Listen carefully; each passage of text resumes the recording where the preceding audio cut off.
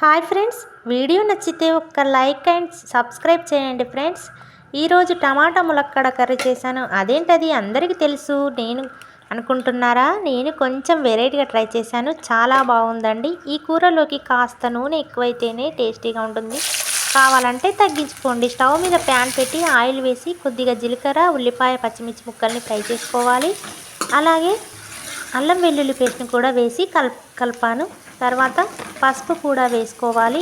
ఇప్పుడు ఉల్లిపాయ, పచ్చిమిర్చి ఫ్రై అయ్యాక ముందుగానే ములక్కాడ ముక్కలను అయితే కట్ చేసి పొట్టు తీసి పక్కన పెట్టాను. ఇప్పుడు వేసుకొని ఒకసారి కలుపుకోవాలి. ఒక 5 నిమిషాల పాటు మూత పెట్టాలి. ఇలా ములక్కాడలు అయితే మంచిగా ఉడుకుతాయండి మూత పెడితే. ఇప్పుడు ఇలా ఉడుకుతున్నాయి కదా ములక్కాడలు. ఒక 5 నిమిషాల పాటు మళ్ళీ ఫ్రై చేసుకోవాలి. ఇప్పుడు ఒక 4 టమాటాలని కట్ చేసి చిన్నగా టమాటా ముక్కల్ని అయితే వేసి మరొకసారి కలుపుకోవాలి. టమాటా ముక్కలు ఉడకాలంటే మనం ఏం చేస్తామండి, సాల్ట్ వేసుకుంటే తొందరగా ఉడుకుతుంది కదా, అందుకే సాల్ట్ వేసి మరి ఒకసారి కలుపుకోవాలి. కలిపి మూత కూడా పెట్టాలి.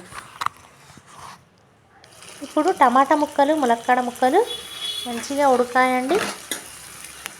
మరొక 5 నిమిషాల పాటు మళ్ళీ ఫ్రై చేసుకోవాలి.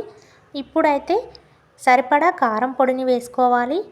వేసామా లేదా అన్నట్లుగా కొద్దిగా ధనియాల పౌడర్ని కూడా వేసుకోవాలి. నేను కొద్దిగా కొత్తిమీరను కూడా వేశాను. అలాగే జీడిపప్పు పేస్ట్ని అయితే మిక్సీ జార్లో వేసి మిక్సీ పట్టాను. ఇలా ఇప్పుడు జీడిపప్పు పేస్ట్ని అయితే వేసి ఒకసారి కలుపుకోవాలి. ఇందులో స్పెషల్గా వచ్చేసి జీడిపప్పు పేస్ట్ అండి. చాలా బాగుందండి టేస్ట్ అయితే. మీరు కూడా వీడియో చూసి ట్రై చేయండి. ఎప్పుడైనా పల్లీలు, నువ్వుల పొడి వేస్తాం కదా, ఇలా వెరైటీగా జీడిపప్పు పేస్ట్ వేసి చూడండి. లాస్ట్కి అయితే కొత్తిమీరను కూడా వేశాను. అంతే అండి, ఇలా టమాటా ములక్కాడ కర్రీ రెడీ.